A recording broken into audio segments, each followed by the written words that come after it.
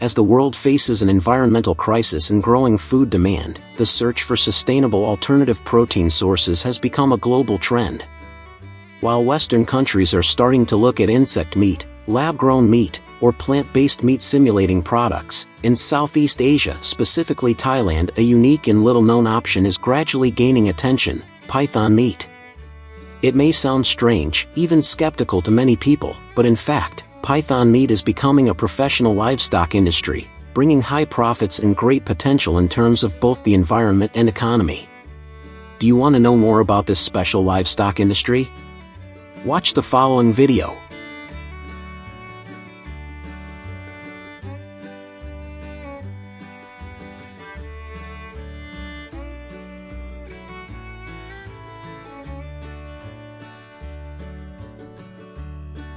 The reason why Thai people choose to raise pythons is not simply because of their interests or cultural factors. Pythons are reptiles that are easy to raise, rarely get sick, do not require antibiotics, and are very inexpensive to care for. They do not need a large space like cows, do not make noise like chickens, and do not require refined food sources like pigs. Pythons can live on cheap foods or waste products such as chicks and field mice, things that breeders can get at almost no cost.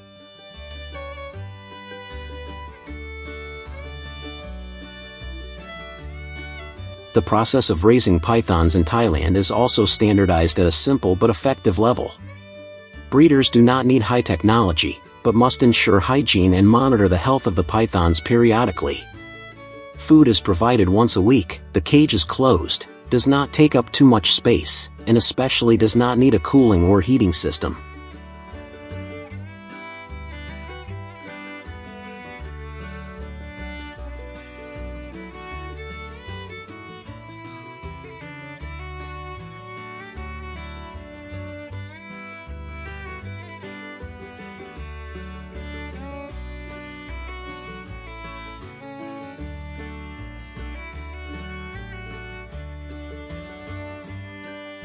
A female python can lay up to 80 eggs at a time. The eggs are incubated for 60 days at a stable temperature, and when they reach a weight of 20 to 50 kilograms, the pythons will be processed for commercial exploitation.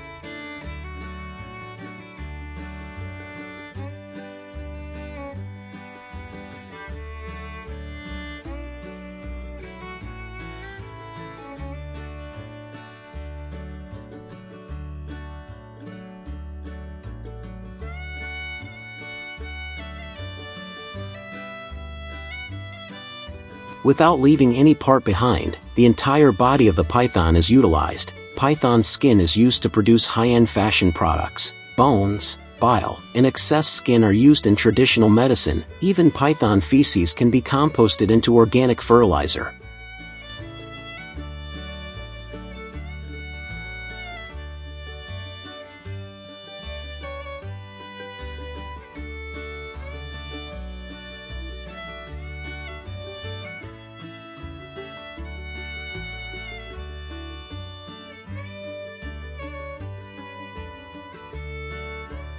The process of harvesting python skin is done manually with high precision to keep each layer of scales intact, the factor that determines the value of the skin. After the python is treated humanely and hygienically, a longitudinal incision is made along the abdomen, from the neck to the tail. The skin is carefully peeled back, without tearing or breaking the scales. The skin is then washed to remove any remaining blood and tissue, before being soaked in a salt solution or preservative to maintain its durability. Some high-end establishments also dye the skin to meet fashion industry standards.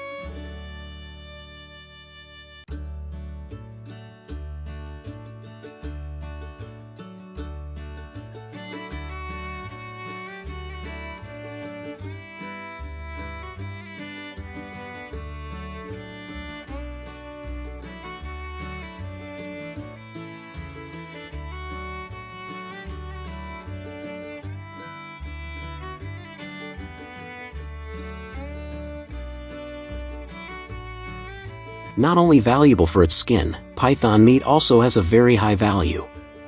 A study published in the journal Nature Sustainability in 2023 ranked pythons in the group of animals with great potential to replace industrial meat thanks to their low emissions and high biological efficiency. In terms of nutritional value, python meat is not inferior to traditional meats.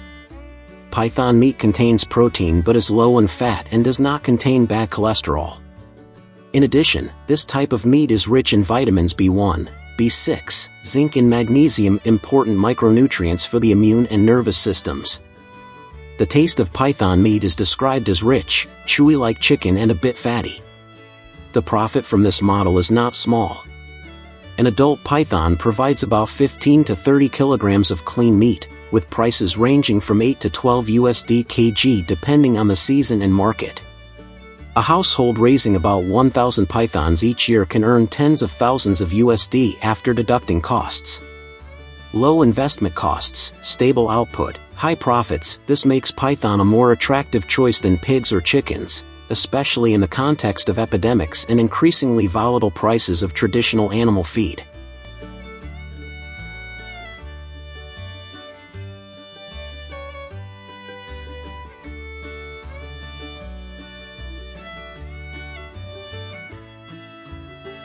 In contrast to the effective python farming model in Thailand, in the US, pythons are the #1 enemy of the ecosystem here. Introduced from Asia in the 1980s, pythons are now growing out of control, eating birds, turtles, deer, and young alligators, seriously depleting the native animal population. The Florida state government has to spend millions of dollars each year to hire professional python hunters, organize python catching competitions, and offer rewards of up to $200 per snake. Despite the abundant meat source from hunting, Americans hardly eat python meat, partly because of cultural barriers, partly because of concerns about poisoning such as mercury or parasites, and most importantly, the lack of food inspection infrastructure for this wild animal.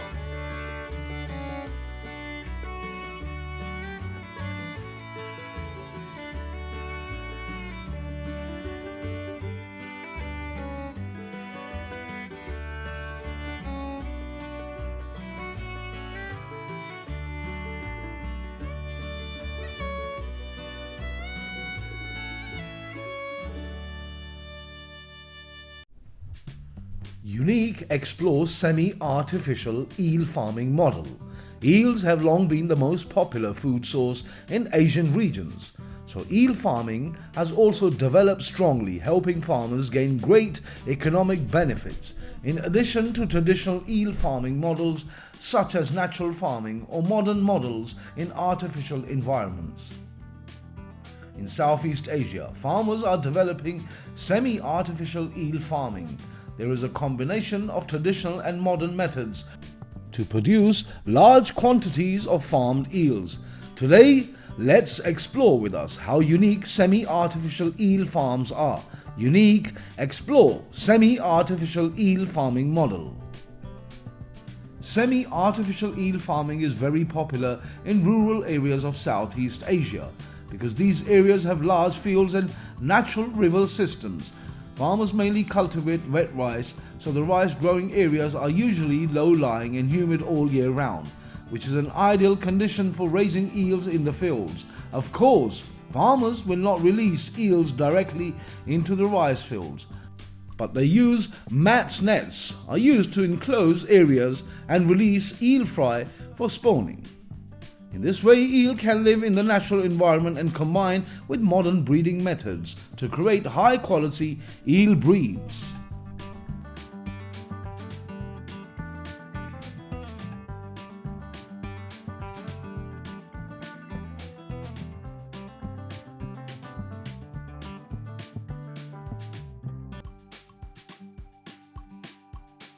As you can see, eels are released directly into the rice fields, hiding in the fertile mud layers, which is an ideal habitat for eels, helping them reproduce quickly. Farmers provide feed so they can grow faster. The semi-artificial eel seed production model brings many advantages and benefits, helping farmers proactively source quality seeds, healthy artificial seeds, uniform size and less disease, meeting the quality requirements and partly the quantity according to the needs of farmers. This model is bringing high economic efficiency to people, especially for the small-scale producers.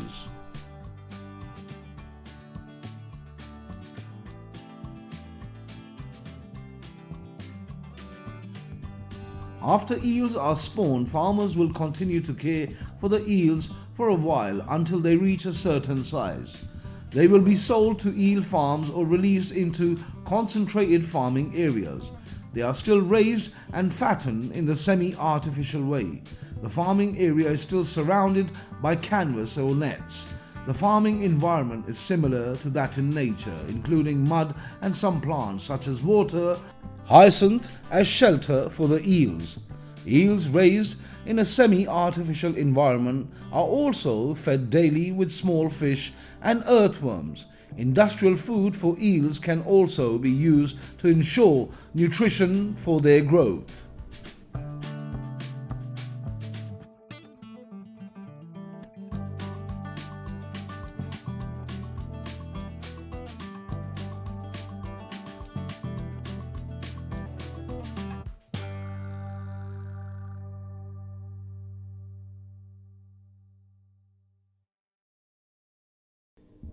Farmers usually feed eels twice a day, with just enough food to avoid overfeeding, which can lead to excess food pollution in the farming area. Freshwater eels are often active at night, so farmers often provide food at night to increase farming efficiency. Eel care such as disease and bacteria prevention is also focused on to ensure they grow well. Eels raised in the semi-artificial models can be harvested after 6 to 8 months, when they reach a size of about 150 to 200 grams per eel. Farmers will remove vegetations in the eel farming area and drain the water to harvest the eels.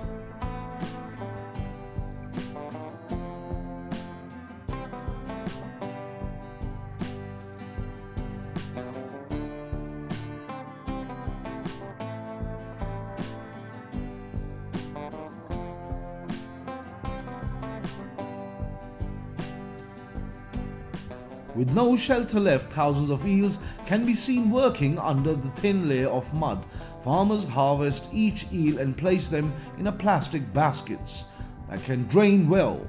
Once each basket is full, they use a hose to clean the mud and then pour the eels into a holding tank before being sold to traders for transportation to consumption and processing areas.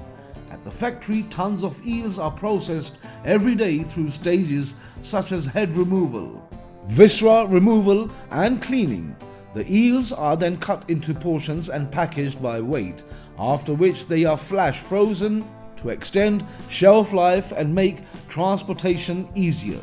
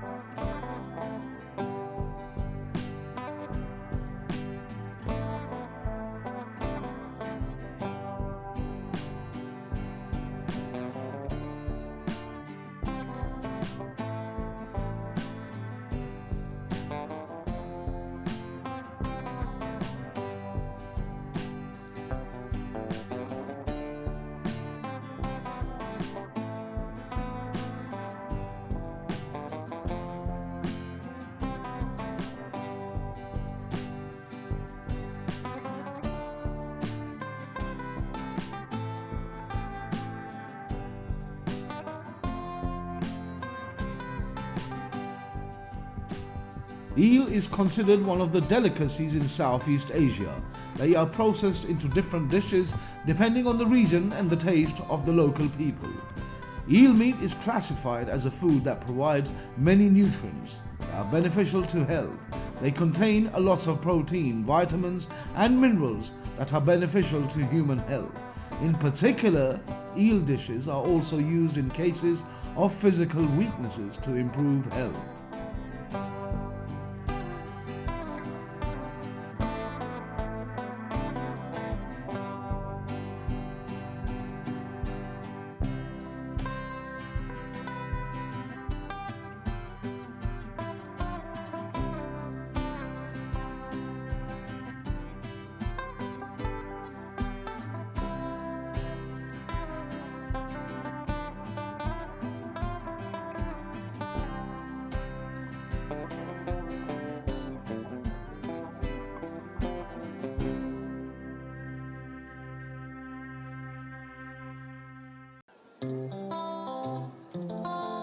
Did you know that ostrich skin is currently the most valuable leather in the world, with a value of up to $5,000 a piece?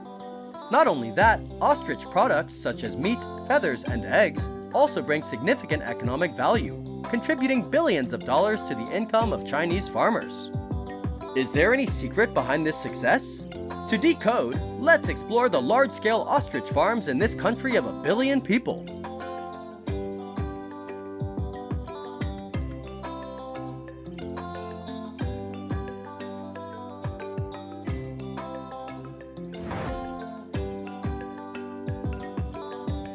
Ostrich farming began in China in 1998 and has now become a thriving industry with hundreds of large-scale farms across the country.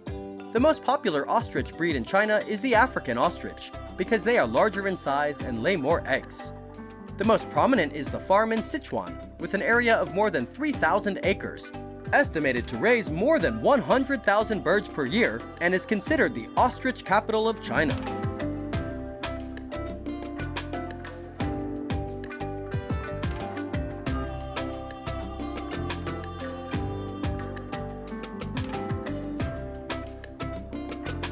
Ostriches are large birds with long legs and strong running ability, so when raising them, it is necessary to build spacious and airy cages.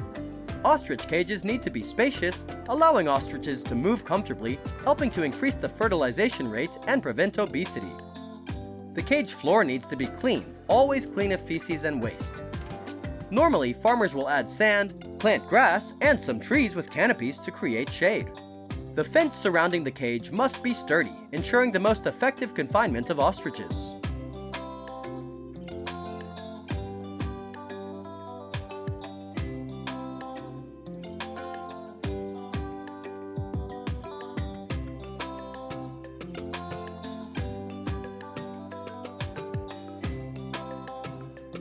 Ostriches are considered very easy to raise. Their main food is vegetables, fresh green grass, which can be combined with corn flour or nutritious food.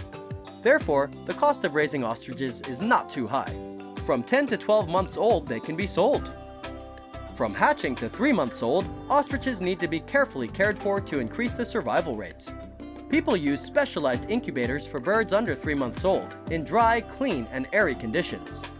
After about 4 months of age or more, ostriches begin to mature, weighing about 36 kilograms, and can adapt to many different natural conditions.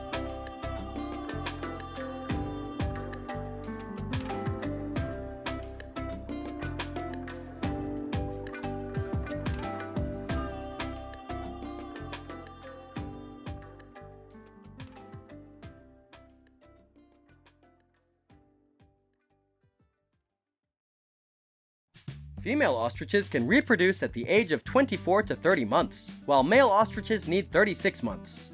When they reach breeding age, they will be divided into groups of about 20 to 30 to ensure efficiency, with a ratio of 1 male to 3 females. A female ostrich lays 80 to 120 eggs per year. Some farms also apply artificial insemination to increase reproductive efficiency. The incubation period for ostrich eggs is 42 days, with the temperature adjusted to 36.8 to 42 degrees Celsius. Selling ostrich breeding flocks is also a solution that brings high income to breeders.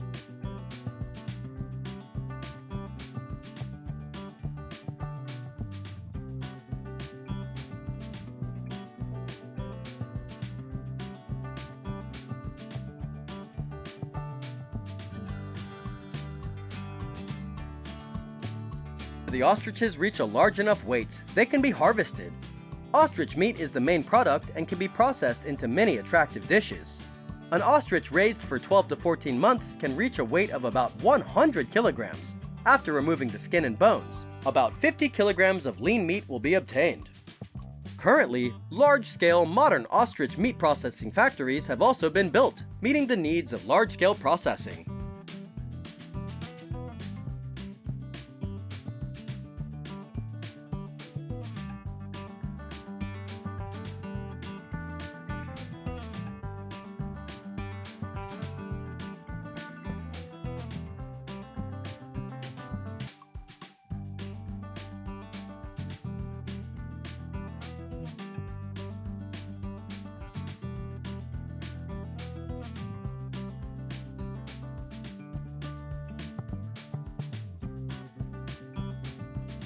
Ostrich meat is popular because it is mainly grass-fed, has no pesticide residues, and sells for about $10 per kilogram. Meanwhile, ostrich eggs are considered to have a soft, delicious, nutritious texture and cost about $20 each. Ostrich leather is a special product with a soft and tough texture, 5 times more durable than cow leather. Therefore, a piece of leather can cost from several $100s to thousands of dollars. Each ostrich can produce 1,000 grams of leather, which can be supplied to the modern automobile industry, electronics, and decoration industries.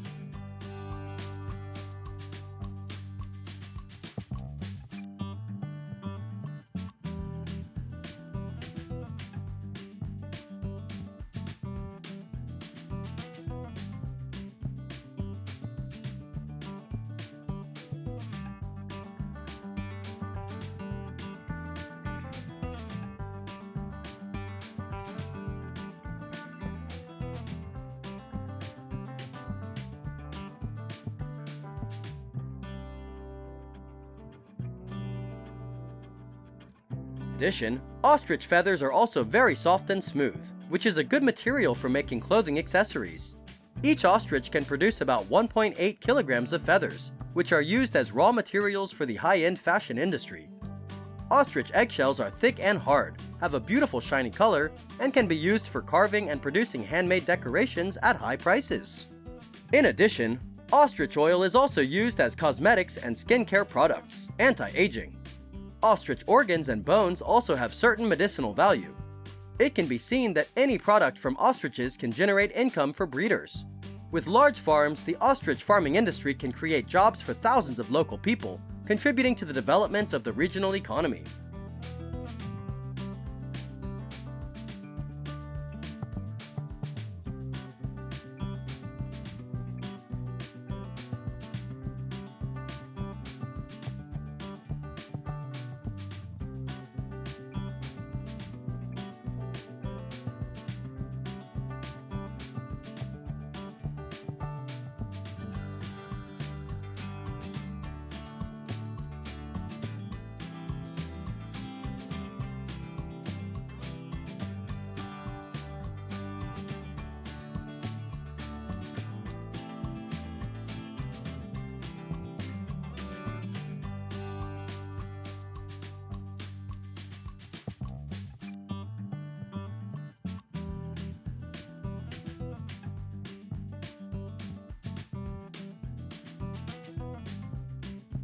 Ostrich farming has created an integrated ostrich farming industry chain from incubation, breeding, slaughtering, processing, etc. Some farms also combine the construction of cultural tourism spots and product sales to attract tourists and maximize income. However, long-term ostrich farming also causes negative impacts on the local environment and ecosystem. Therefore, farmers also need to have a sustainable development plan to protect the natural environment.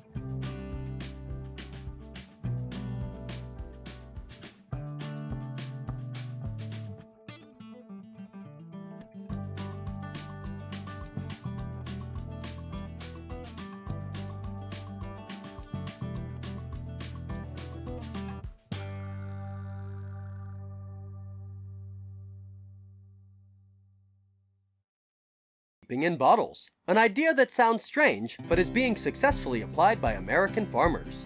Each year, the United States produces about 163 million pounds of honey, and many beekeepers own thousands of hives.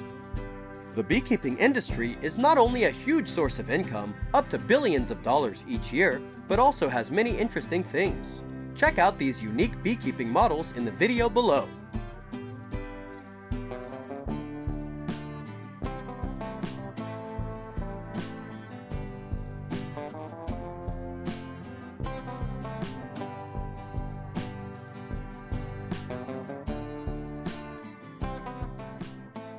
The beekeeping industry in the United States is truly thriving, with an estimated 115,000 to 125,000 beekeepers, with approximately 3.8 million honey-producing bee colonies. Although domestic honey production reaches over 160 million pounds per year, this is still not enough to meet the consumer demand of nearly 618 million pounds per year, an average of 1.3 pounds per person. As a result, the United States has to import honey, with imports increasing by about 73% over the years. This has prompted many farmers to look for innovative solutions to increase honey production.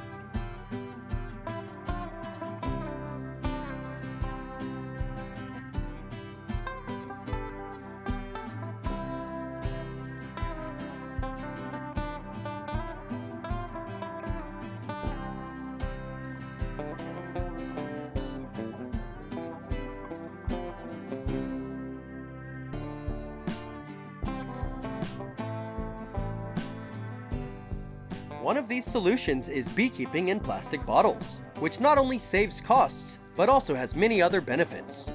Instead of investing in expensive beehives, they use recycled plastic bottles to create their own beehives. The process is very simple.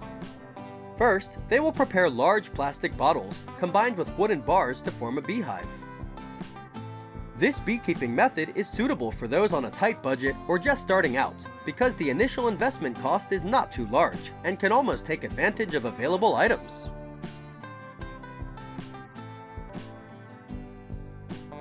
The method of beekeeping in bottles is also known as contactless beekeeping. One of the main advantages is that this method allows honey to be harvested without disturbing the bee colony. This is not only beneficial for the health of the bees, but also ensures the safety of the beekeeper. When installing, the hives need to be protected from direct sunlight and need a layer of insulation. The best way is to place them in a shady place, under the canopy of trees, to limit the increase in temperature.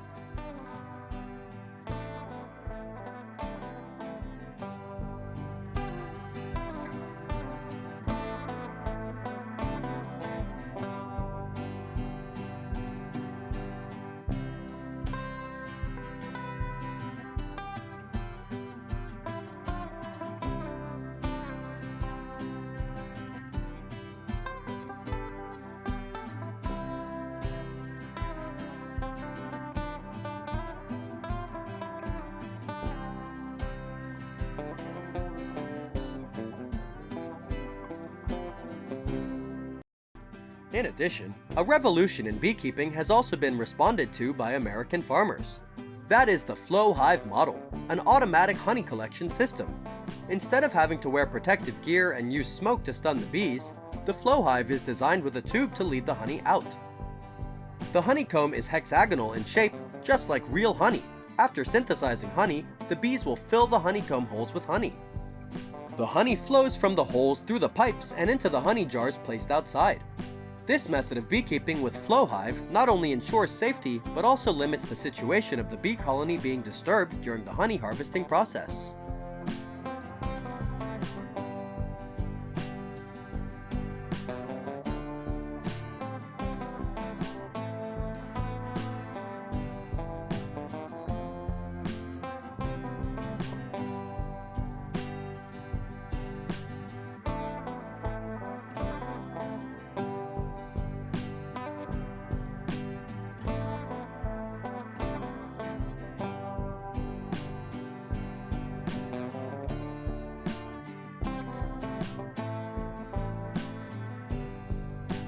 Printed honeycombs are also the perfect choice to optimize space and living conditions for the bee colony. This type of hive is created using 3D printing technology, designed for indoor use, providing a controlled environment for the bee colony. The hive can be fully expanded or adjusted by adding additional parts. This type of hive also allows beekeepers to easily monitor and care for their bees.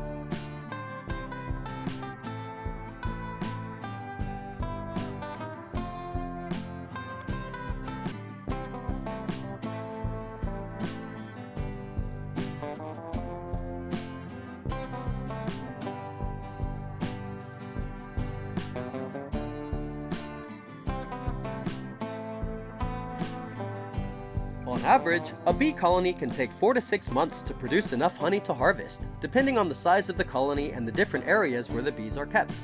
Most beekeepers will harvest honey 2 or sometimes 3 times a year.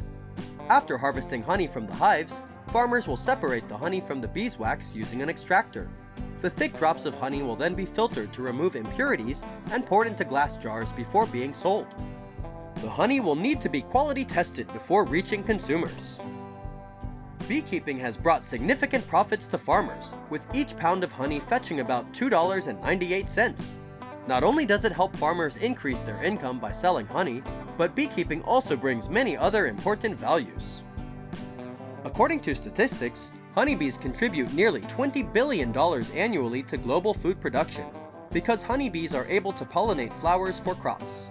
The agricultural industry is increasingly dependent on flower pollination services, leading to income from pollination services that can reach more than $30,000. Every year, beekeepers will transport their bees to agricultural areas that need pollination, contributing to increased crop yields. However, the beekeeping industry also faces many challenges. According to a recent survey, the rate of bee colony loss is up to 48.2%. Parasites and climate change are the main causes of this situation. Scientists and farmers are working hard to find solutions to protect and develop bee colonies.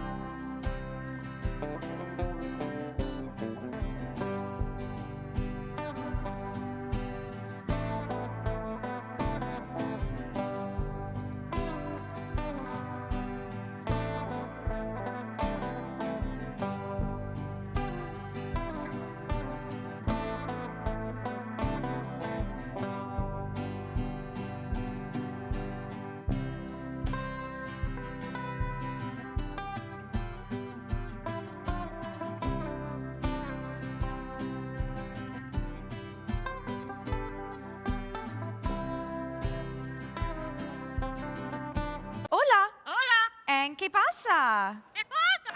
All right, we're gonna sing, okay? Old. Welcome to today's video. Have you ever imagined that you could talk to a bird? This is not a science fiction story, but a reality that is happening at parrot farms. How can farmers take care of, breed, and teach parrots to speak the human language? Is it easy? Let's discover this secret in today's video.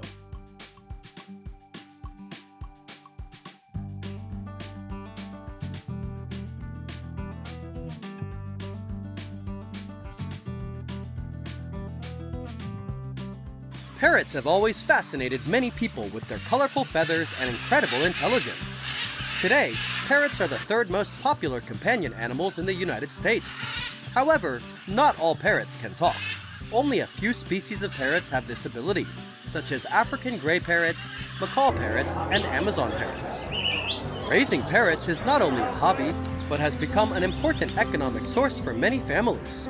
Parrot farms are increasingly developing, helping farmers earn millions of dollars each year. The scarcity of talking parrots further increases their economic value. Parrots that have been trained and can talk can be worth up to $4,000 or more.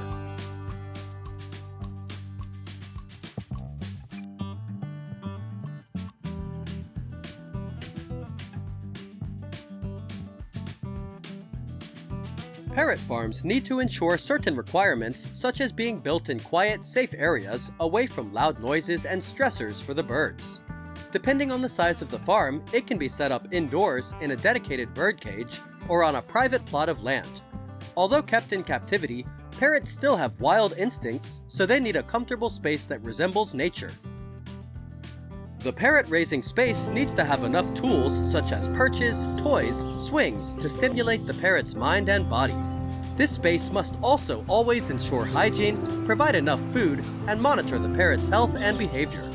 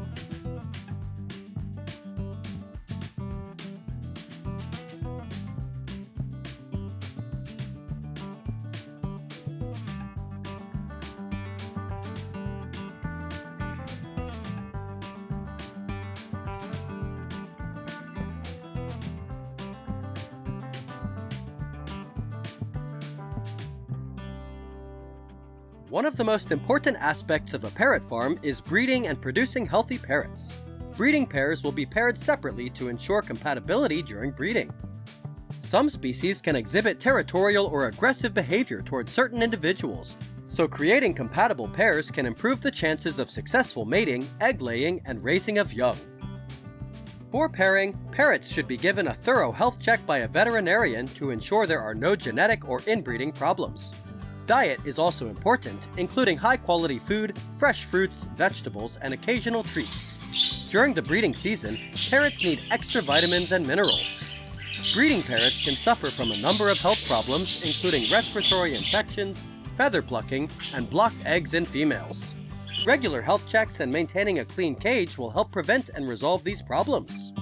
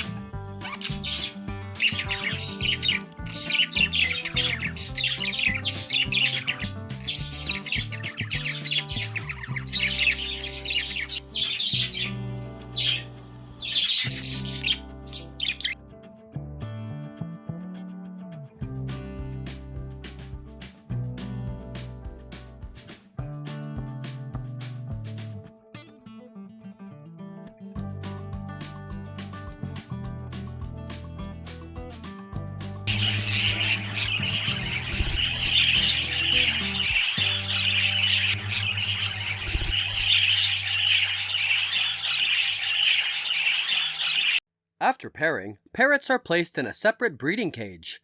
The cage should be spacious, safe, and comfortable. The nest box provides a safe space for the females to lay eggs and should be designed to be easily accessible and clean. The breeding environment should mimic the natural environment to encourage breeding behavior and provide nesting materials such as wood chips or leaves to make the nest box more attractive. When the pair shows signs of readiness, the keeper should closely monitor their behavior. A stress-free and low-disturbance environment helps parrots mate, lay eggs, and hatch successfully. In some cases, the keeper may need to use artificial incubation with proper temperature, humidity, and ventilation. When the chicks hatch, they are very fragile and need careful care. A warm, safe, and nutritious environment is essential. The chicks need a special diet and early socialization to develop positive relationships with humans. So, how do these parrots speak the human language? This process is not easy and requires a lot of time and effort. Parrots need to be bonded to their owners from a young age. The best way to encourage your parrot to talk is to choose a few short words to start with. Simple words, when spoken with enthusiasm, seem more interesting to most parrots.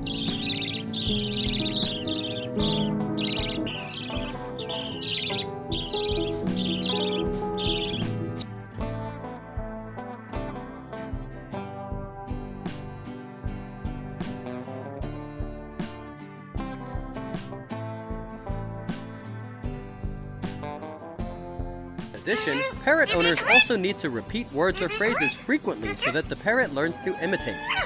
Parrots do not have a brain programmed like humans, so the process of training them to speak human language is not simple. Owners and parrot trainers need to be patient. When teaching parrots to speak, they often reward them with food when they cooperate. Can you do a red wolf? Teaching them to speak the How human about an language owl? is just like teaching children. Can you fall down? There is no set time to train a parrot to talk. Did They that can hurt? start talking after about 6 months Can you or do a 1 cat? year, or they may How about never a dog? talk Can at you all. bark? This will depend And on shoot the the lasers? relationship between the Can you owner do and water? the parrot, or the personality of the individual And can you help me call the bird. dogs? Good. Peekaboo! Glug glug. Come here, sweet. Want a drink? You just so good. Yeah. You're so pretty.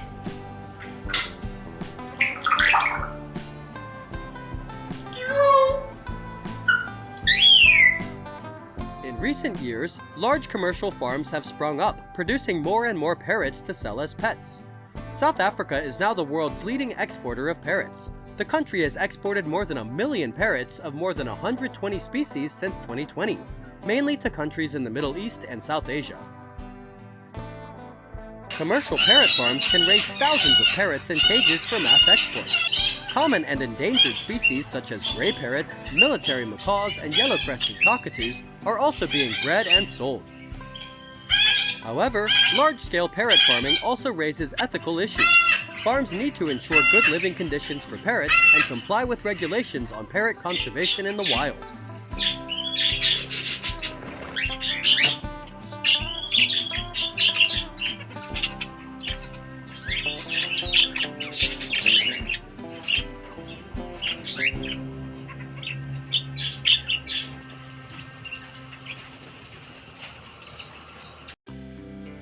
Hello everyone! Today, we will explore together one of the secrets that helps Japanese people live long and healthy. Can you guess? It is green tea. But don't think that green tea is just something to drink to stay awake. It also brings many health benefits. So, why is Japanese green tea so famous? And what makes it the secret to a long and healthy life? Let's find out right away.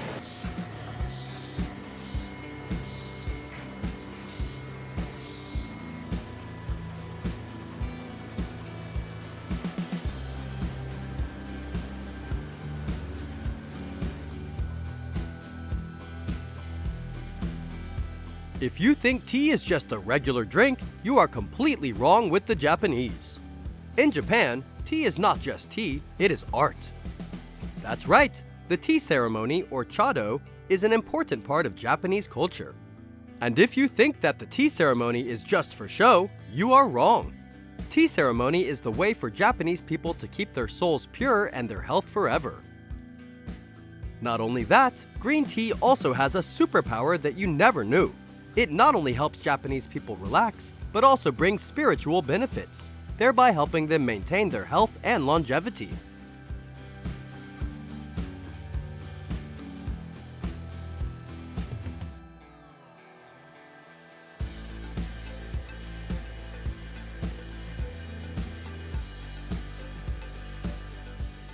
First, you need to know that Japanese green tea has an extremely meticulous growing and processing process. Japanese green tea is produced in special lands such as Shizuoka, Uji, Kagoshima, and Fukuoka. These places have a temperate climate and fertile soil, which is ideal for growing tea. For example, Shizuoka, known as the tea capital of Japan, produces about 40% of the country's tea. Together with Uji in Kyoto, which has a history of tea cultivation of more than 1,200 years, these two regions are considered the cradle of tea cultivation in Japan. It is difficult to find a place in the world with such a long history of tea production and excellent tea quality. Tea cultivation in Japan has long been modernized and highly productive, with mechanization and the use of genetics earlier than in other producing countries.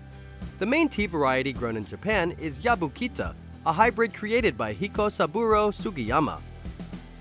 The requirements for growing tea are also very strict. The main tea growing areas are in the monsoon climate zone, with hot, humid summers and cold, dry winters. First, the tea plants need to be grown in light, well-drained soil. Tea gardens are often planted on sandy hillsides where the tea plants grow best. The tea plants can be protected from the weather, mainly frost and hail, by placing tarps and small fans over the plantations. This helps move air towards the tea plants on the ground to prevent cold air from accumulating and the plants from freezing, especially in the spring when the buds begin to open. This is one of the characteristic features of the tea landscape in Japan. Picking or harvesting is the most labor-intensive step in tea production. The timing of the harvest greatly determines the quality of the tea. The harvest season lasts from late April to October, with the first harvest, April to May, called Shincha, new tea, which is the most sought-after tea. It is also the most expensive harvest. This is followed by 3 more harvests in the summer and fall, from June to October, which are of lower quality and softer prices. Japan is the most technologically advanced tea-growing country, with 90% of the harvesting process mechanized. However, only the best quality teas are picked by hand. This process requires meticulousness and long-term experience of the farmer.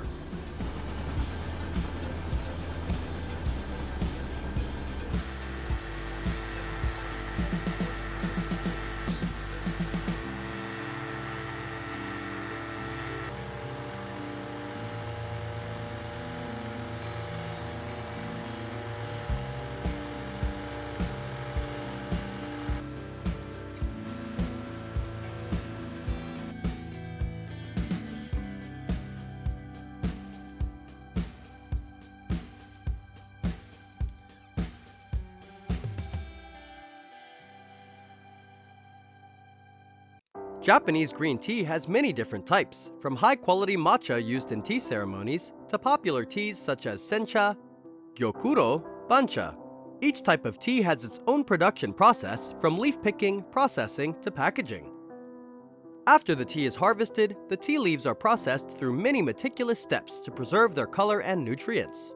This process includes steaming the tea leaves to preserve their fresh flavor, then drying them to a certain moisture level. Teas such as sencha or gyokuro are dried and then graded according to quality.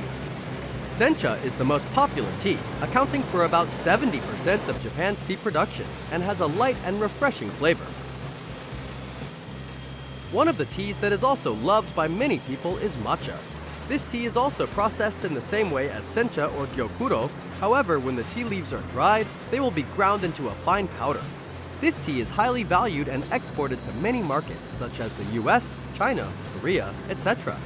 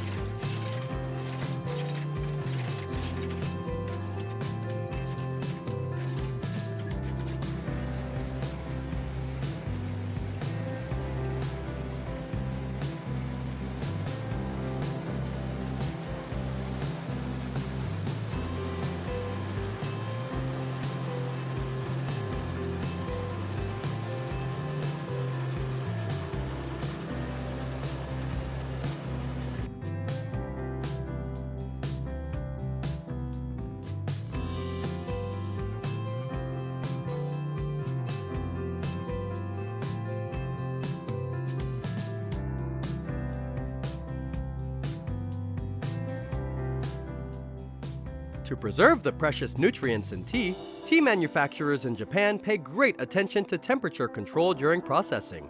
Japanese people drink green tea every day, not only to relax, but also to protect their health. They believe that the antioxidants in tea can help prevent disease and prolong life. Research shows that catechins in green tea can reduce the risk of cardiovascular disease and strengthen the immune system. Japan is currently one of the largest tea-producing countries in the world, with an output of up to 80,000 tons of tea per year, of which most of the tea is consumed domestically. The rest will be exported abroad, mainly to the United States. However, according to reports, Japan still has to import a large amount of tea from neighboring countries such as China, Indonesia, and Vietnam. That shows that the potential of the tea growing industry in Japan is huge.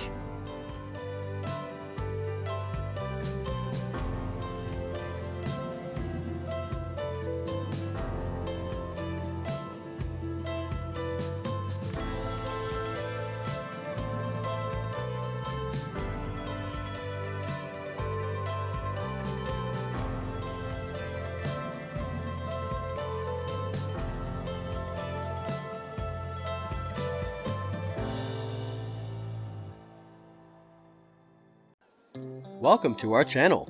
Today, we will explore a traditional Chinese village where handmade charcoal production has existed for centuries.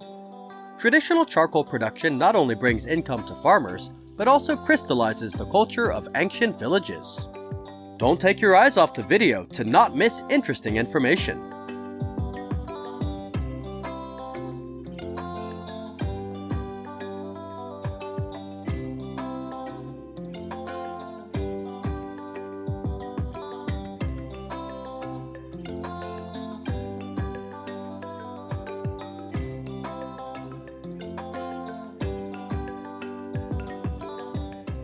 Charcoal making in China has existed for a long time, an indispensable part of the culture and life of many villages. Before gas became popular, every household had to rely on wood or charcoal to make fire. Today, although the demand for charcoal has decreased, the charcoal making profession still exists, thanks to the passion of those who want to preserve the tradition.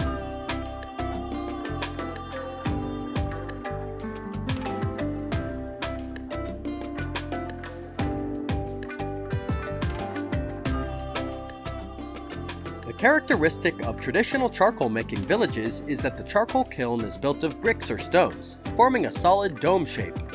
The charcoal kiln consists of two main parts, the combustion chamber and the smoldering chamber, connected by heat pipes. The gaps in the kiln must be fixed and sealed with mud. The charcoal kiln must also have a kiln door to put in raw materials and take out charcoal, along with a chimney to discharge smoke and dissipate heat. To protect the kiln body from damage by rain and wind, farmers will arrange the kiln house and cover it above.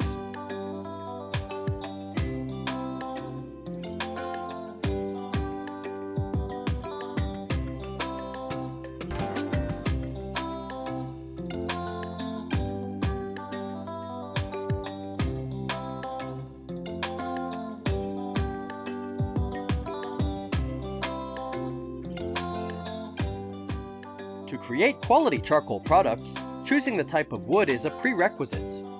Hardwood is often preferred because it produces high-quality charcoal.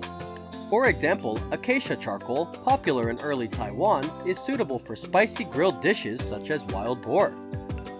Longan charcoal, which is hard and dense, can maintain a long burning time, is smokeless at high temperatures, and has a light fruity smell.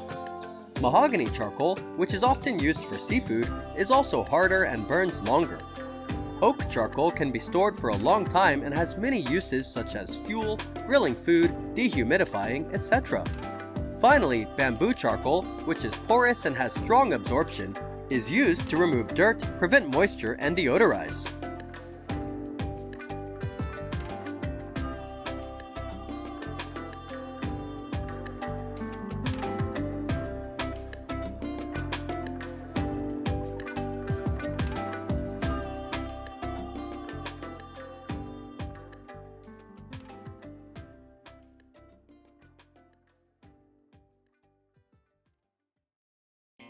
After being cut into short pieces, the wood is left to dry for a period of time.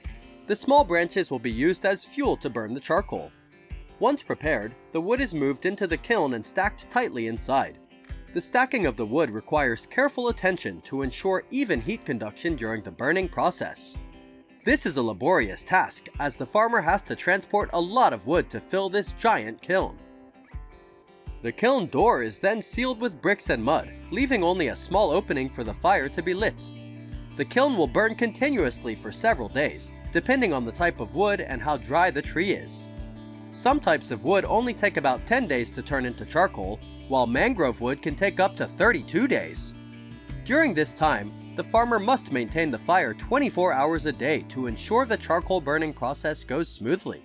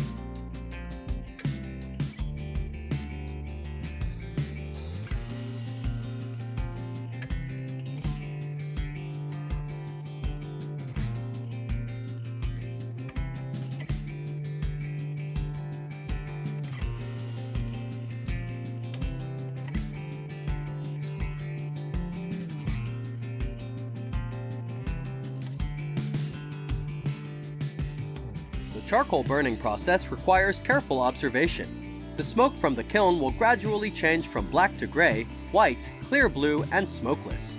This is when the fire must be stopped and the kiln sealed to allow the carbonization process to take place. After that, it takes about 2 weeks for the kiln to cool naturally before the workers can take out the coal. The whole process from starting the kiln to taking out the coal takes about 30 to 45 days. When the kiln is opened, the temperature inside is usually very high. The working environment is extremely harsh, hot, and dusty. The coal after being taken out needs to be screened, because not every batch produces good quality coal. Too big a fire will lead to too much carbonization, while too small a fire will not be enough to completely carbonize. If the coal core is dark, yellow, and bright, it means that the carbonization process is complete and the quality is good. On the contrary, dark gray indicates that the wood is not completely carbonized and is prone to producing black smoke, resulting in poor quality coal. Every step in the process requires meticulousness and precision, from maintaining the temperature in the kiln to checking the color and the quality of the charcoal.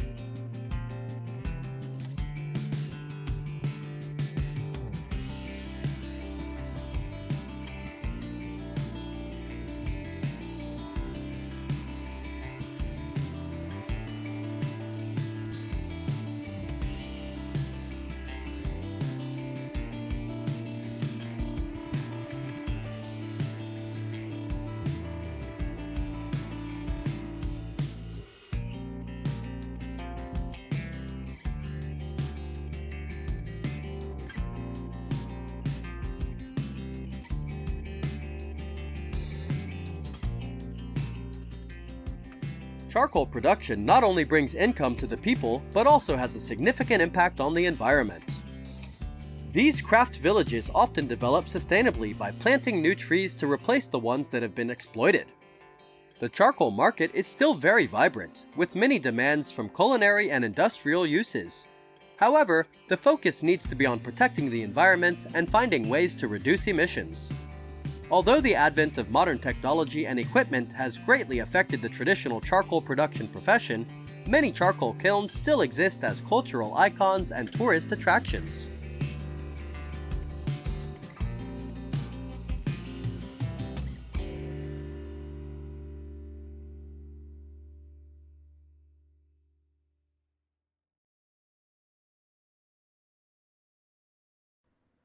Did you know that garlic was once shunned by British and American cultures because its pungent smell lingered even after meals? However, by the late 1900s, the United States had emerged as the garlic capital of the world. About 24,000 acres of garlic were grown each year, yielding a total of about 400 million pounds. Large-scale factories and farms were once the pride of their country. So, what happened to the industry? Why did the million-dollar garlic factories close? Join me in today's video to find out the truth.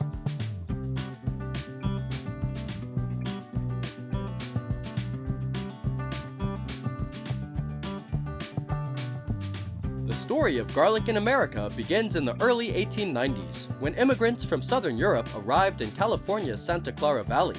With fertile soil and a mild climate, garlic quickly became a staple in vegetable gardens. However, it wasn't until early 1929 that commercial garlic cultivation really took off, and the largest garlic farms were born. The garlic industry has emerged as a national phenomenon, bringing in hundreds of millions of dollars of revenue for farmers. California is the largest producer of garlic in the United States, with 90% of the country's garlic grown and processed here. The smell of garlic wafts through the towns, so you can easily recognize this as a large-scale garlic processing area.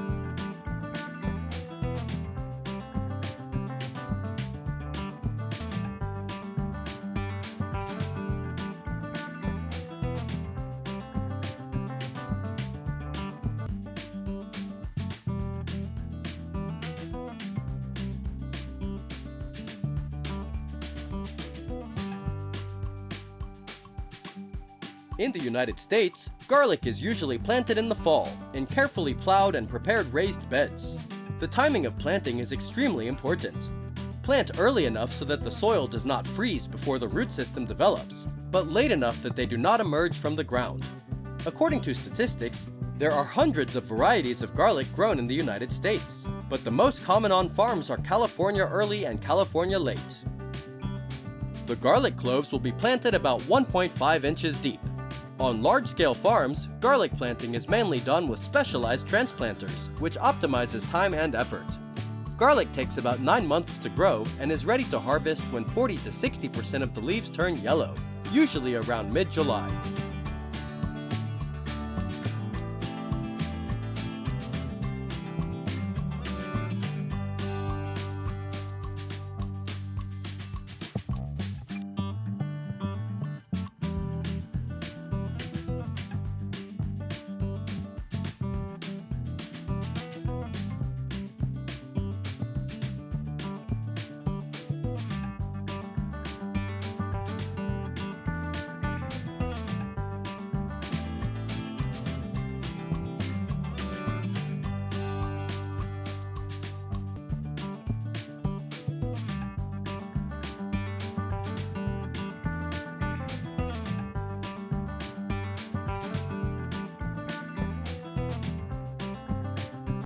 On some farms, garlic can be harvested by hand, but modern farms today often use automated machinery for greater efficiency. From the field, garlic is cleaned and transported to the processing plant, where sorting and packaging take place. Typically, garlic is sold by the pound, by the vine, or by the bulb. However, dried garlic accounts for about 75% of garlic consumed in the United States, so dried garlic processing plants are becoming more popular. Modern high-capacity machinery ensures that garlic is supplied to both domestic and export markets. One of the largest and most famous garlic producers in the United States is Gilroy, California. It even holds an annual garlic festival to celebrate this valuable crop. And you may not know it, April 19th is that anniversary.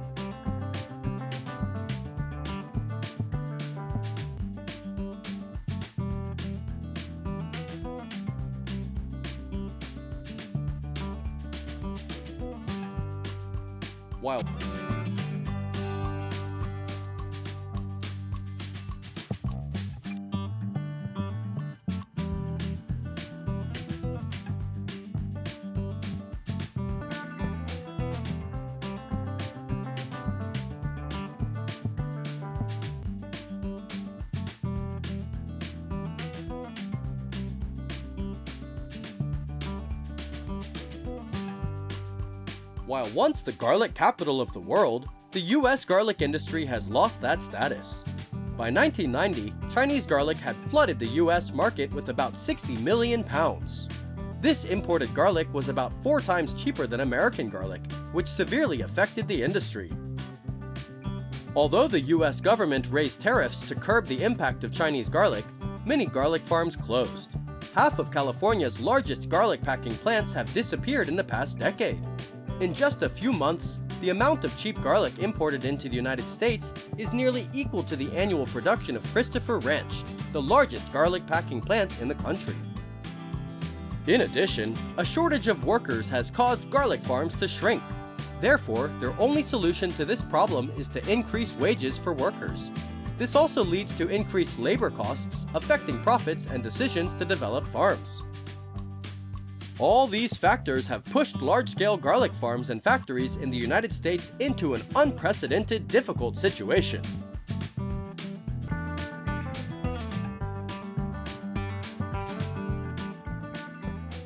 The garlic industry in the United States is no longer as dominant as it once was. But in this situation, farmers still find a ray of hope. New directions have been implemented to increase profits, as the average American consumes 2.5 pounds of garlic per year. One of the most popular trends today is organic garlic production. With health awareness and changing consumption habits, consumers are increasingly paying attention to the quality and safety of products. Therefore, many farms are also applying organic garlic growing techniques to meet this demand. Therefore, there are special garlic products priced up to $1 per bulb.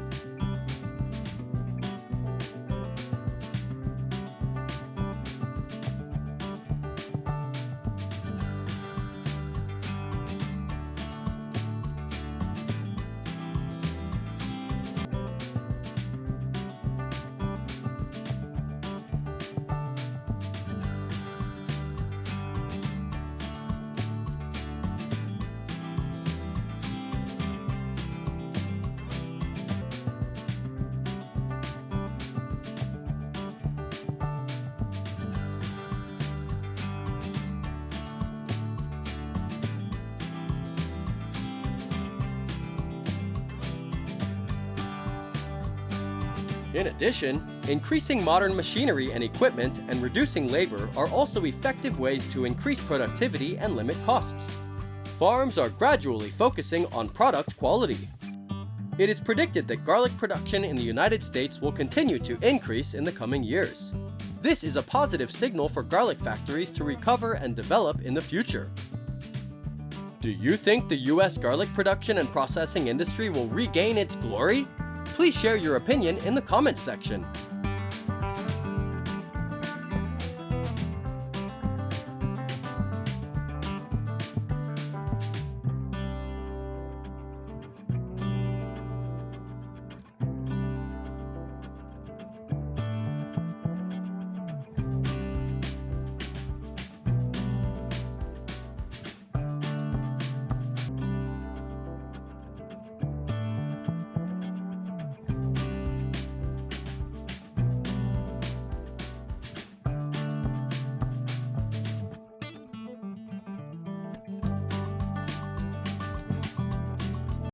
Have you ever seen a scene like this?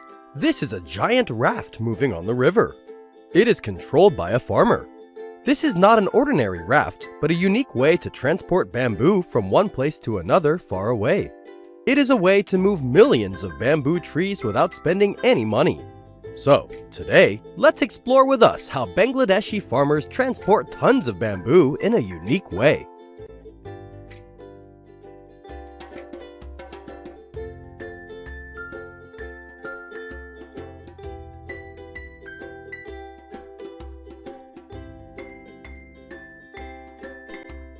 In Bangladesh, transporting large quantities of bamboo across rivers is common in areas like Chittagong.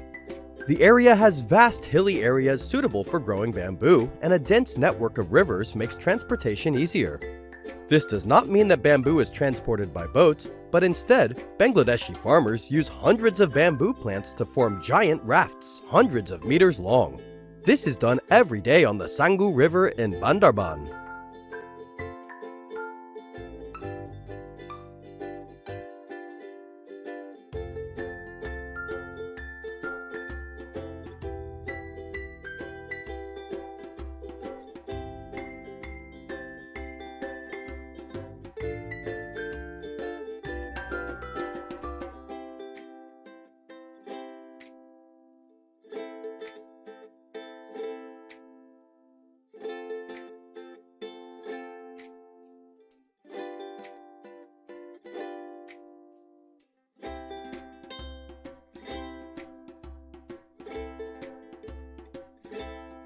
Skilled farmers, also known as rafters, navigate these bamboo rafts downstream.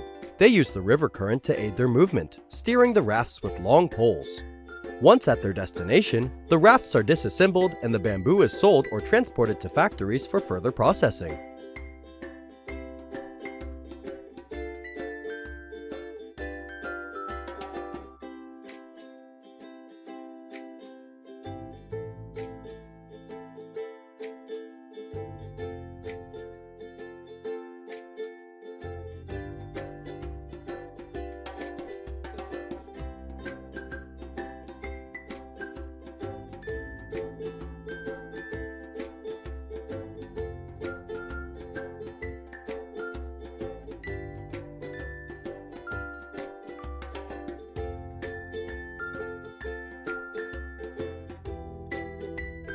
The unique method of transportation is widely used in Bangladesh because it is highly efficient and cost-effective. However, this method only works for bamboo, as the plant has a natural buoyancy, making it easier to float.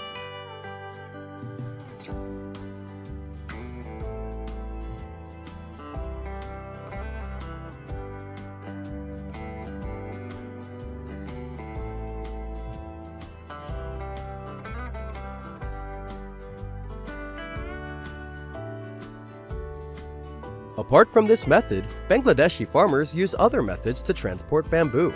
In places where rafting is not possible, bamboo bundles are transported across rivers by boat.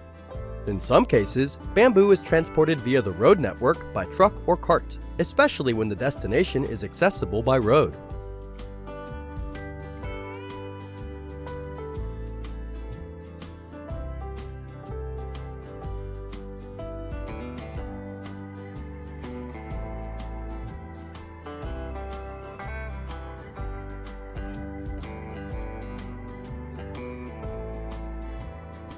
Bamboo has great economic value in many developing countries, especially for an agricultural country like Bangladesh.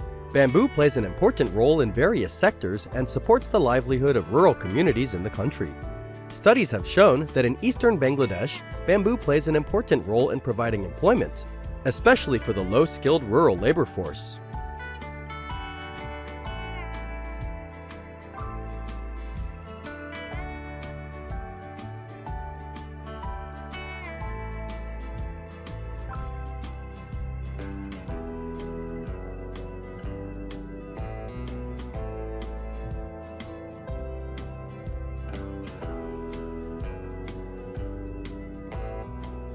To have a thriving bamboo industry, bamboo farms are being planted on a large scale across Bangladesh. The country has a tropical climate that is conducive to bamboo cultivation, opening up opportunities for mass production of bamboo products. Studies have shown that large-scale bamboo production can contribute about $51.5 million to the economy annually, with the potential to increase to $71 million through optimized production.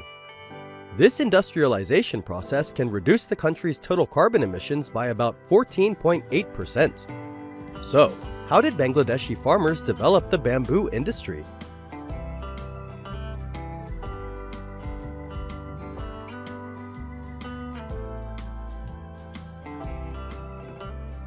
In Bangladesh, bamboo is mainly grown on rural households and private farms, which account for about 80% of the country's production. Farmers often grow bamboo along the boundaries of their land or on less fertile land to optimize space and resources.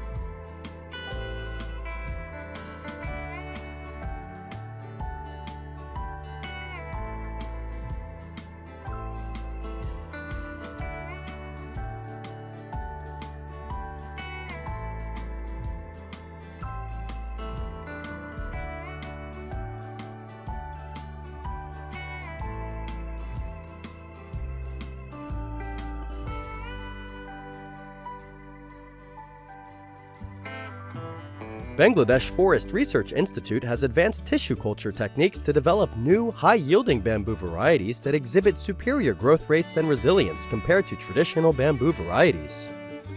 Bamboo is a perennial plant. It can grow for decades, even hundreds of years after planting, because when old bamboo trees fall, young bamboo trees will grow continuously, allowing them to grow for many years. A mature bamboo tree usually takes 3 to 5 years. Farmers use specialized tools to cut down each tree to the standard.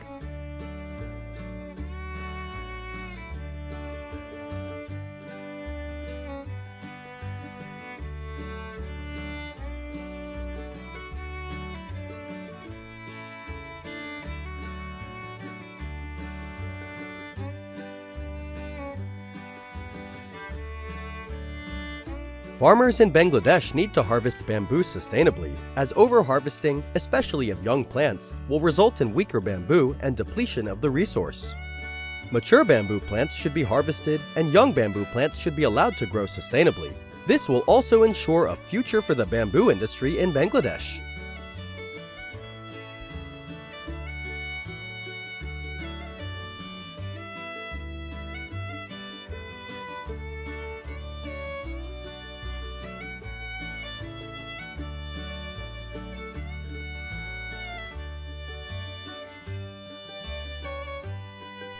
After being transported to the processing site, bamboo is traditionally dried to reduce moisture, prevent rot, and reduce pests. Bamboo is usually sold in bulk to processing units ranging from small workshops to large-scale factories, depending on the final product. Bangladeshis can use bamboo to make furniture, household utensils, or to make paper. In general, processing adds significant value to bamboo, turning it into a higher value product. Apart from domestic consumption, the international market also offers significant growth opportunities for Bangladeshi bamboo products, creating conditions for further development of the bamboo industry.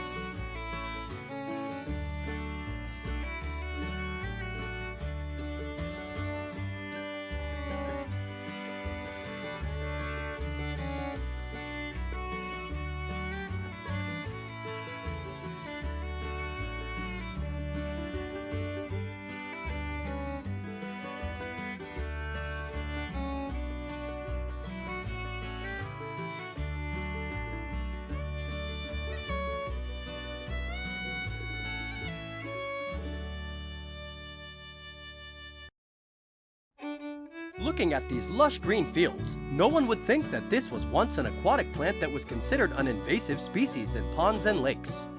In the past, this plant was often discarded by farmers, abandoned to grow crops. However, many Chinese farmers have now become rich from them.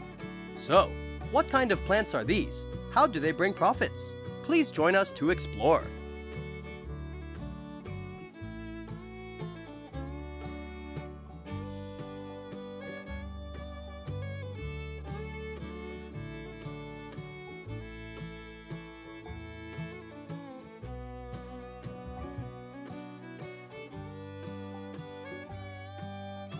Surely many of you confuse this seed with lotus seed, but it is actually called Gorgon seed, which is the seed of the water lily plant.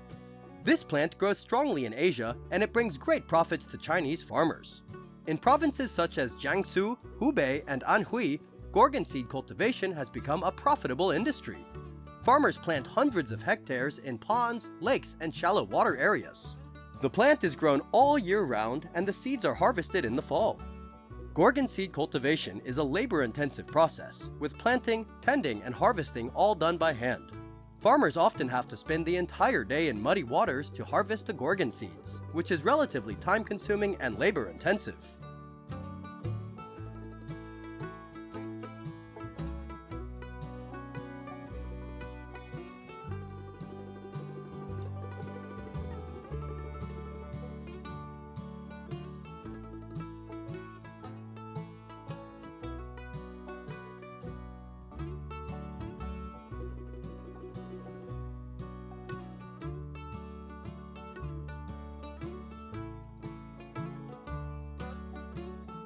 You can see, in the green fields, the farmers, mostly local women, are harvesting the Gorgons.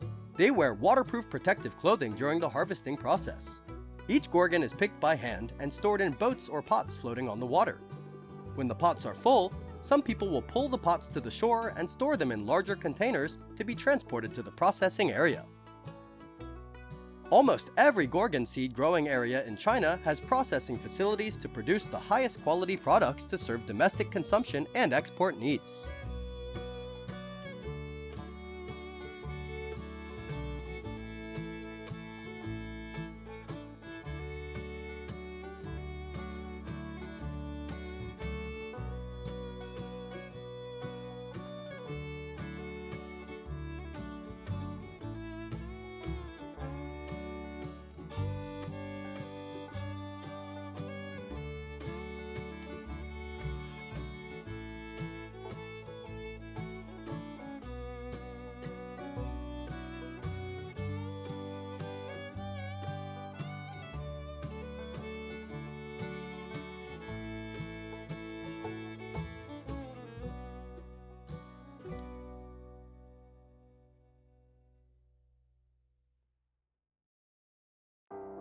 At the processing facility, the Gorgon seeds are separated from the fruit and cleaned, then dried and packaged.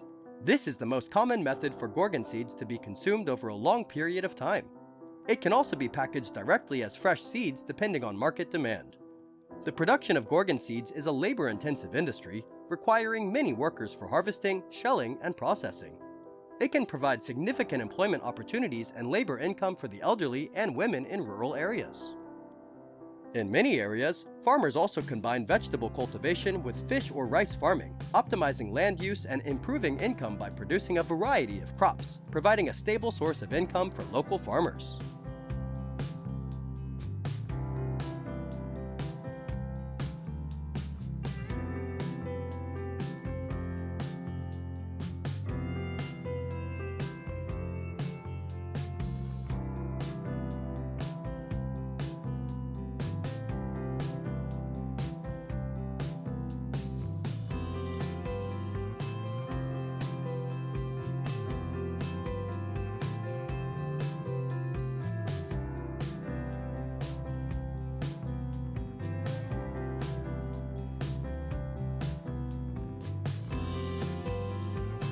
In recent years, Gorgon seed cultivation has become a major source of income for many farmers in rural China.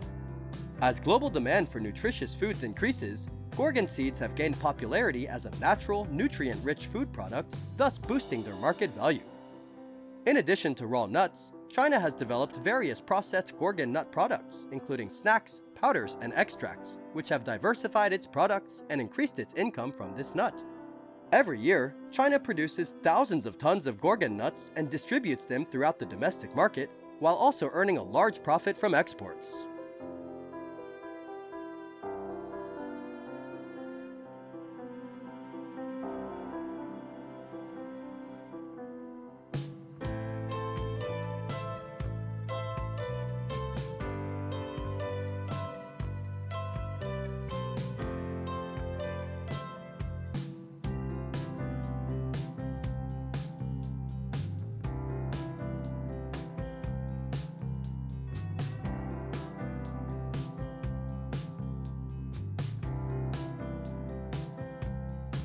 Gorgon seeds are increasingly exported in large quantities to Southeast Asian countries, the United States, and Europe, where they are marketed as a healthy snack and ingredient in a variety of dishes. According to many studies, Gorgon seeds are a suitable ingredient for a plant-based diet and are gluten-free, making them popular in Western markets, partly due to the strong trend of veganism in this region.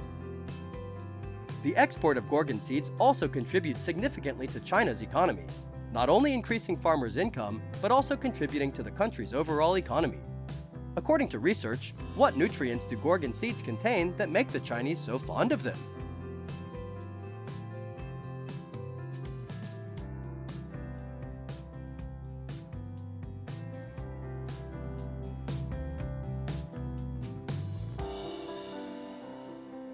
Gorgon seeds are prized for their high protein, carbohydrate, and mineral content. They are rich in amino acids, calcium, phosphorus, and iron, making them a highly nutritious food source. In traditional medicine, Gorgon seeds are used for their benefits in supporting kidney function, digestive health, and providing energy.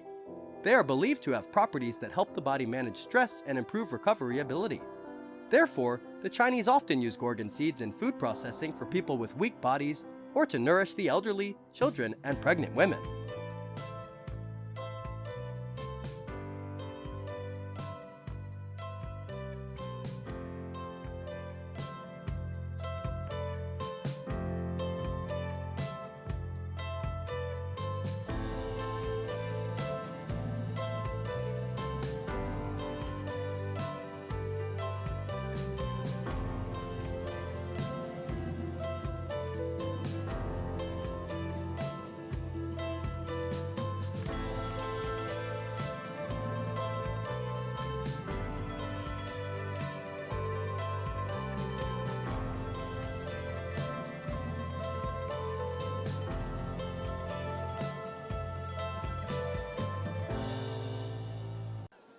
Around $250 a kilo. That's the price of vanilla, the world's second most expensive spice. This precious gift from nature to Madagascar, bringing income to thousands of smallholder farms in the northeast of the island.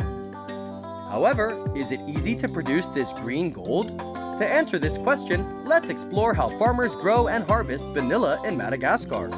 Don't miss today's video for more interesting information.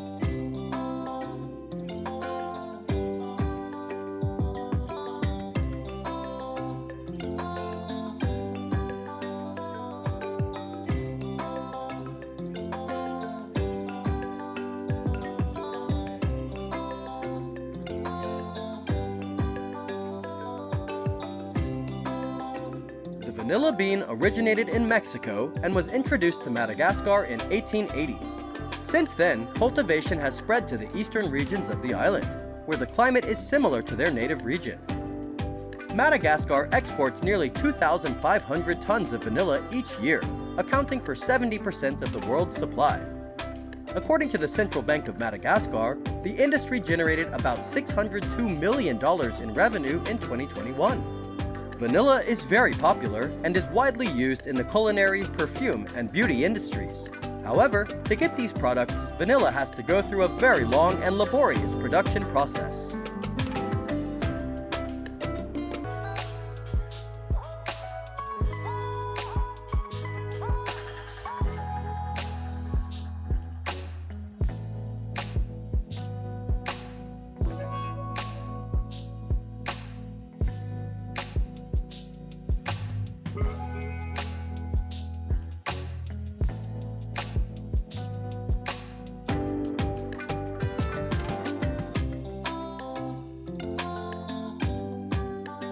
journey to get the world's second most expensive spice is not simple.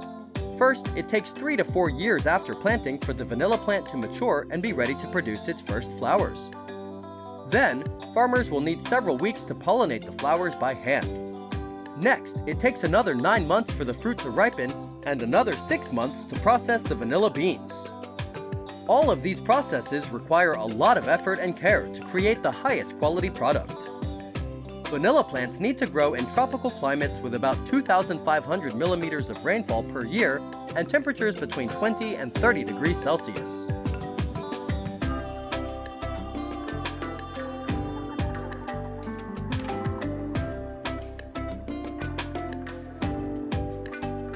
Vanilla plants will be propagated by cuttings from a host tree.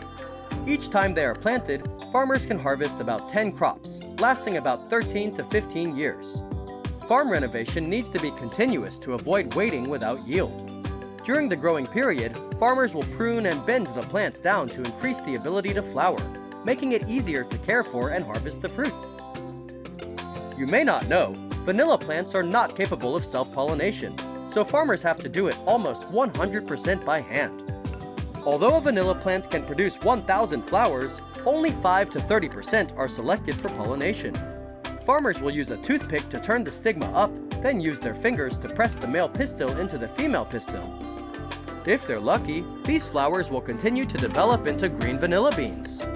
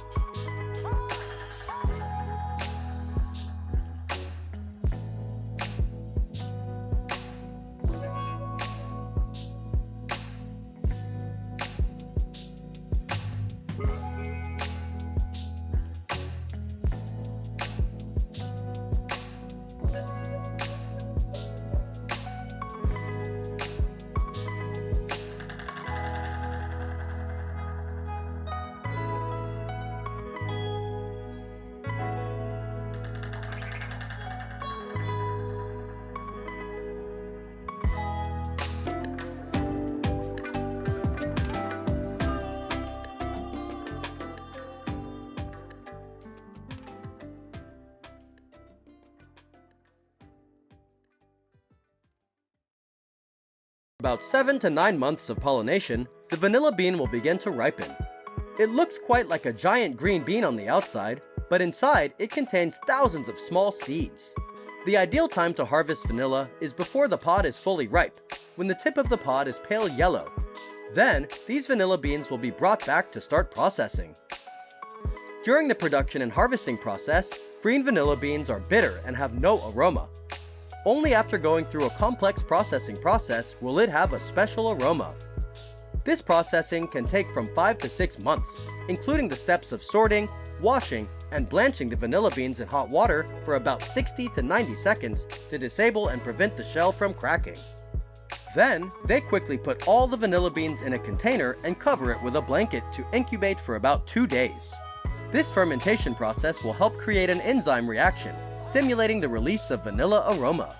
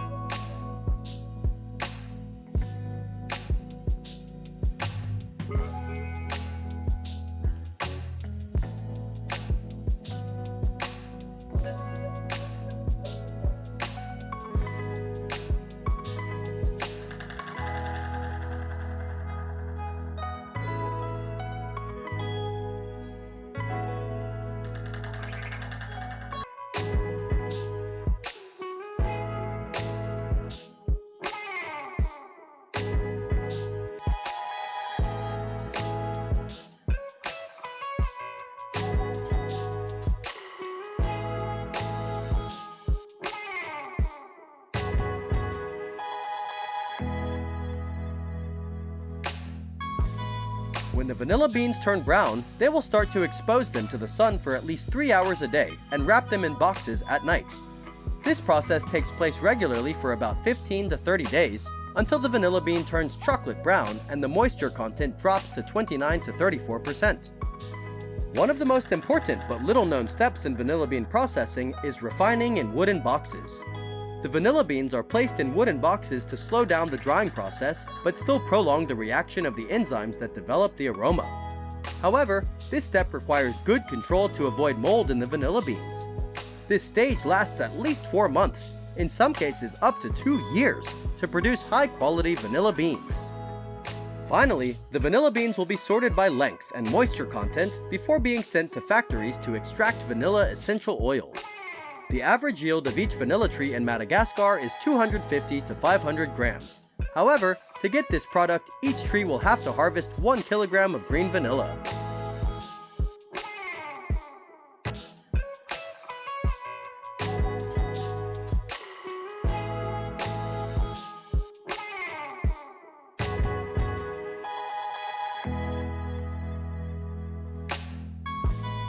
When the vanilla beans turn brown, they will start to expose them to the sun for at least 3 hours a day and wrap them in boxes at night. This process takes place regularly for about 15 to 30 days until the vanilla bean turns chocolate brown and the moisture content drops to 29 to 34%. One of the most important but little known steps in vanilla bean processing is refining in wooden boxes. The vanilla beans are placed in wooden boxes to slow down the drying process but still prolong the reaction of the enzymes that develop the aroma. However, this step requires good control to avoid mold in the vanilla beans. This stage lasts at least 4 months, in some cases up to 2 years, to produce high-quality vanilla beans. Finally, the vanilla beans will be sorted by length and moisture content before being sent to factories to extract vanilla essential oil. The average yield of each vanilla tree in Madagascar is 250 to 500 grams. However, to get this product, each tree will have to harvest 1 kilogram of green vanilla.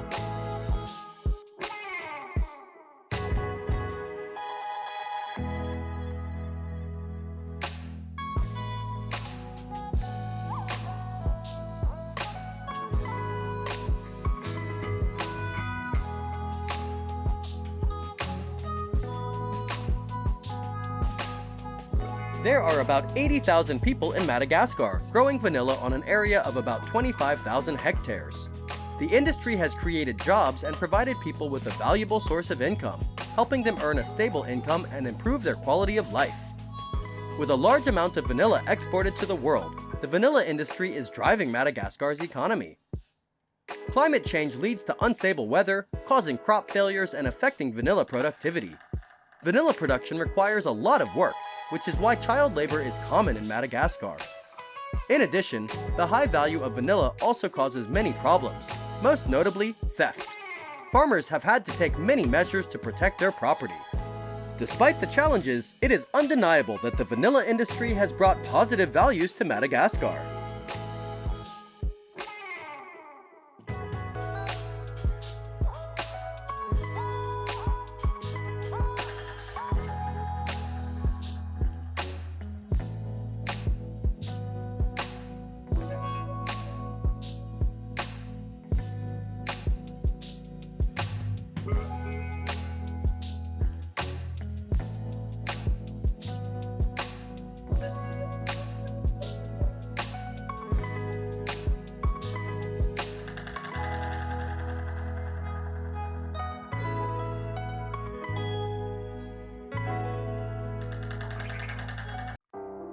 Do you think cacti are just houseplants or vegetation that grows on dry land?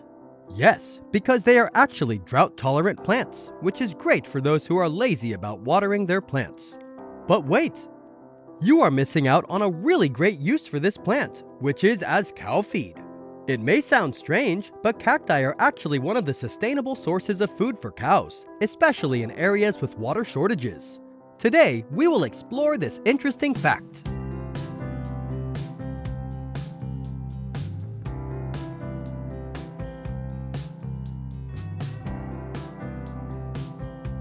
Cactus. Just hearing the name makes us feel the thorns, right?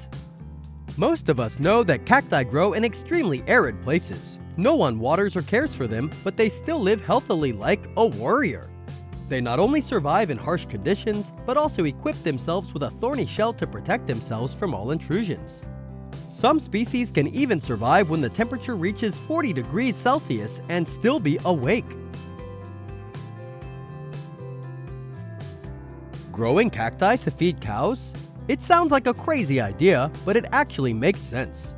If you are a smart farmer, you can grow cacti on land where no other plants can grow. It doesn't need much water. Poor soil? Cactus doesn't care. And cows will eat well, drink natural water without worrying about lack of food. So why not try it? Listen, you won't be a hard-working farmer when growing these cacti. In contrast to other plants that need fertile soil and lots of water, cacti are much easier.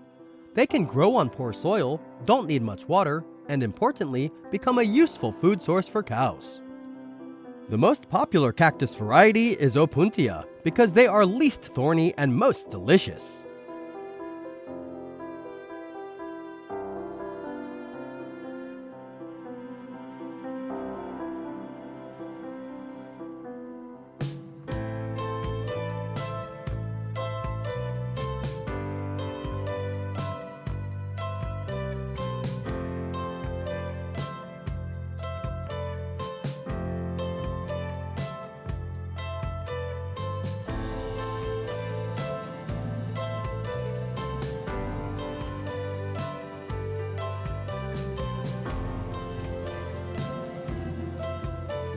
The process of growing cacti is quite simple and does not require much investment.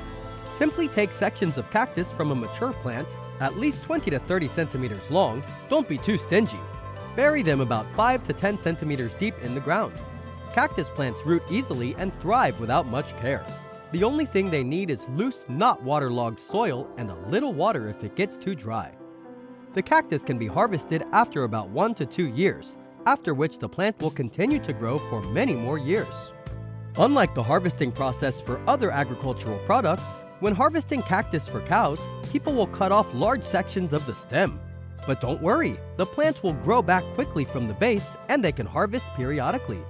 Therefore, the cows will be provided with a food source all year round.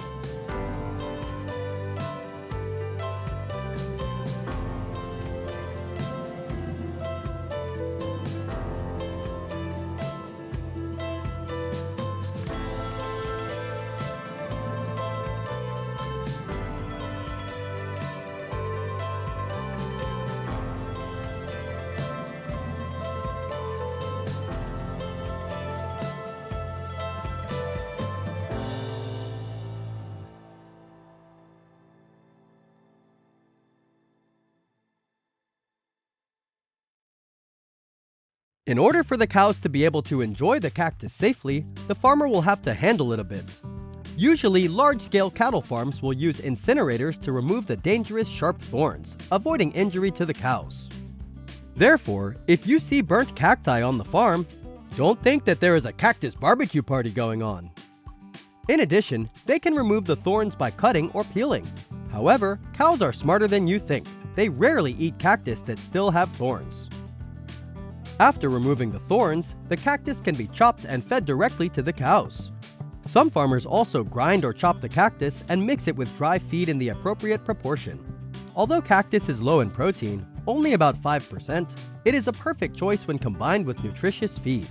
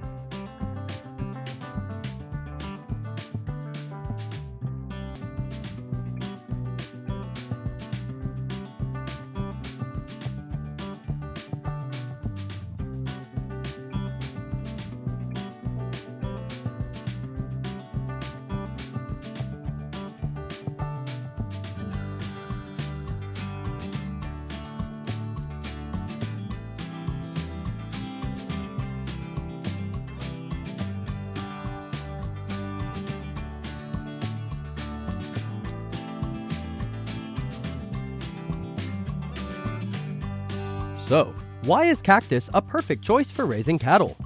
First of all, it saves on feed costs, especially during droughts when other feed sources become scarce. An interesting comparison is that cactus contains up to 75% of the energy of corn, but costs 20 times less to produce in harsh semi-arid environments. A recent study in Brazil showed that replacing corn silage with cactus increased the production efficiency of dairy cows without affecting milk quality. In particular, other foods need to be preserved in dry or fermented form, but cacti can be preserved all year round without spoiling, still retaining the necessary amount of water. In addition, this food is also a source of vitamin A and a large amount of non-fibrous carbohydrates, NFC, which helps increase energy for livestock.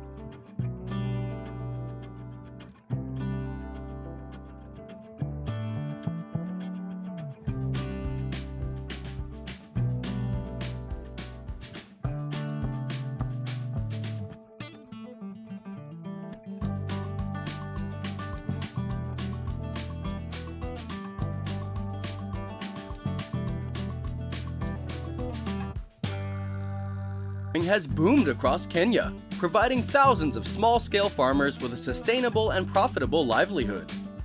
Millions of rabbits raised in Kenya have helped this country ensure food security and more sustainable lives for its people. In times of economic challenges in Kenya, rabbit farming has emerged as an alternative source of income that requires little space, investment, and labor.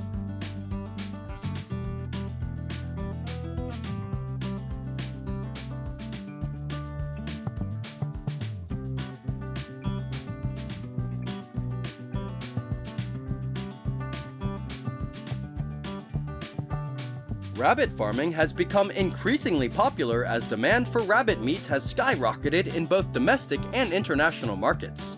Rabbit meat is prized for its leanness, low cholesterol, and high protein content, making it a healthier alternative to beef, pork, or chicken.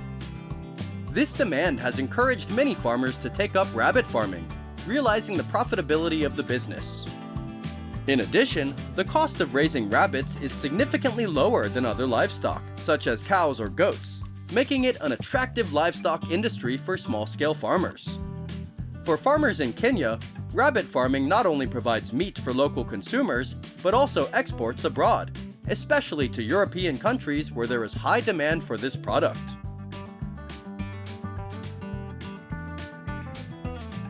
One of the most attractive features of rabbit farming is the relatively low cost of starting a farm.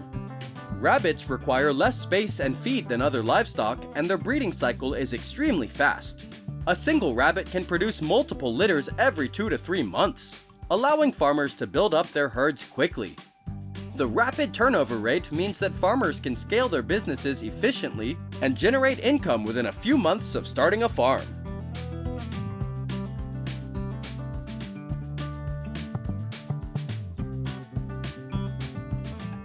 One of the most attractive features of rabbit farming is the relatively low cost of starting a farm. Rabbits require less space and feed than other livestock, and their breeding cycle is extremely fast. A single rabbit can produce multiple litters every 2 to 3 months, allowing farmers to build up their herds quickly. The rapid turnover rate means that farmers can scale their businesses efficiently and generate income within a few months of starting a farm.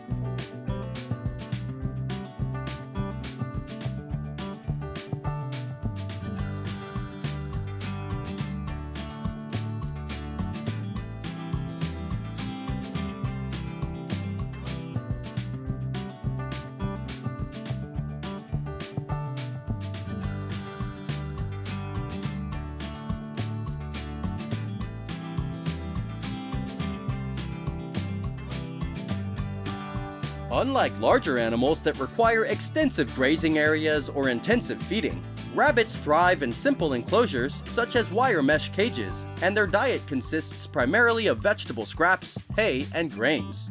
This makes rabbit farming particularly accessible to Kenyan farmers who may not have extensive land or resources. Therefore, to start a rabbit farm, Kenyan farmers only need a small initial investment in housing, feed, and breeding stock. They can raise a large number of rabbits and generate a stable income.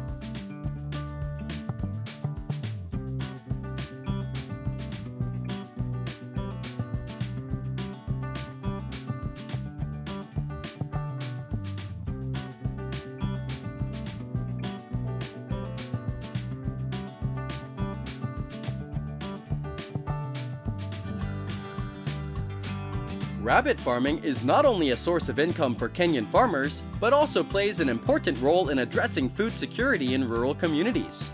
The nutritional value of rabbit meat provides a healthy and affordable source of protein for families. Rabbit farmers in Kenya say they can provide a steady source of protein for their families, helping to reduce malnutrition rates among children and populations that are often facing hunger.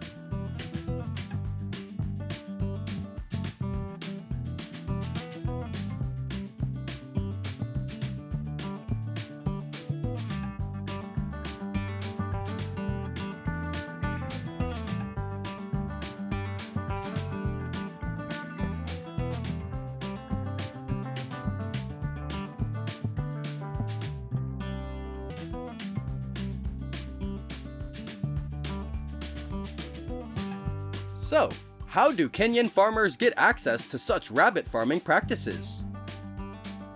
The success of rabbit farming in Kenya is due in part to the many training and support programs available to farmers. Farmers' organizations or NGOs have recognized the potential of rabbit farming and have provided technical training and resources to farmers interested in the activity. These programs play a vital role in helping farmers learn best rabbit farming practices, including breeding, housing, feeding, and disease management.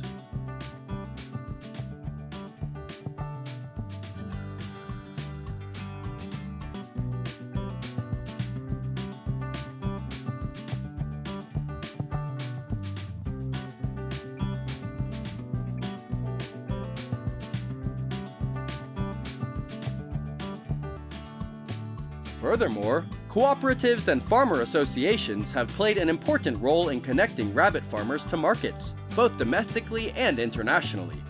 By working together, farmers can sell their products collectively, ensuring better prices and more reliable income. In some areas, cooperatives have also set up processing facilities, allowing farmers to add value to their products by producing rabbit sausages, jerky, and other processed meats.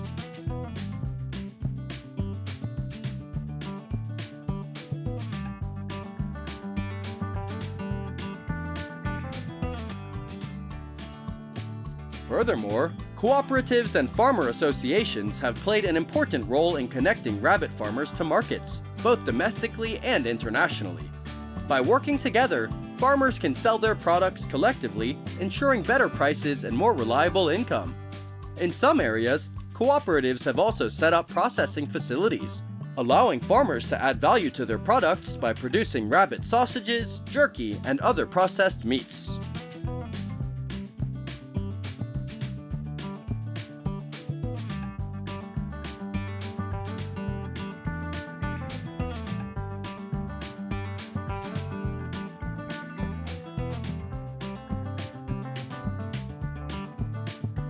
Rabbit meat processing plants in Kenya play a vital role in transforming the country's growing rabbit farming industry into a sustainable business. These plants provide the necessary infrastructure for safe and hygienic rabbit meat processing. Modern facilities in Kenya adhere to strict health and safety standards, ensuring that meat is processed for both domestic consumption and export to international markets. The process begins with the slaughter of the rabbits, followed by the removal of skin, viscera, and careful cutting of the meat. Specialized equipment ensures uniformity, while cold storage maintains the freshness of the product until it is processed. Some establishments also offer value-added products such as rabbit sausages, jerky, and other processed meats, which cater to the higher demand of the population. The expanding rabbit meat market is also profitable for Kenyan farmers.